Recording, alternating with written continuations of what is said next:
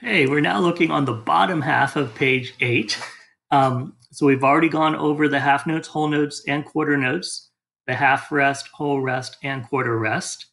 And we already have the first 3 notes of our instrument and how to read them on the music. So my students have already played the 4th and 5th notes on their instruments. They just never talked about what they looked like on music yet. So that's what we need to look at today. The clarinets and trumpets. You started with C, D, and E. Those are the notes that you are already really good at playing and really good at reading. Today, we're also going to look at the F and the G. So the F is here in the bottom space, and the G is here on the second line up. Now, depending on who you had for elementary school, they might have given you cute little ways to remember what your note names were. The problem is when you're playing music, you just don't have time to think about, oh, every good boy deserves Fantastic Friday and counting lines. You have to get instant recognition.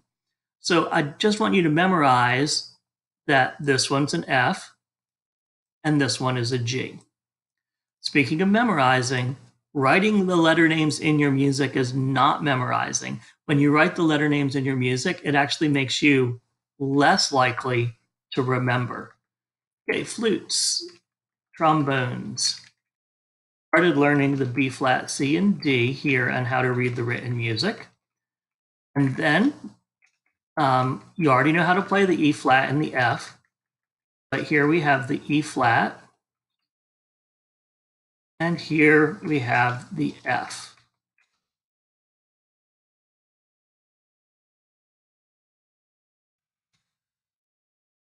So the flutes have the E flat top space and the F top line.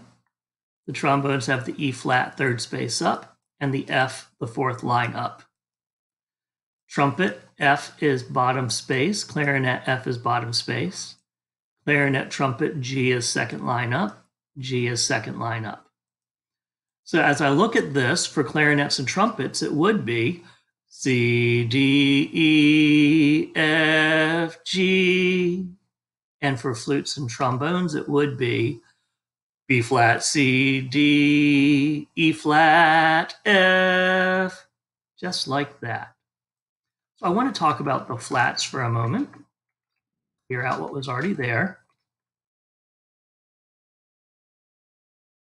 This note on the middle line, clarinets and trumpets haven't learned it yet.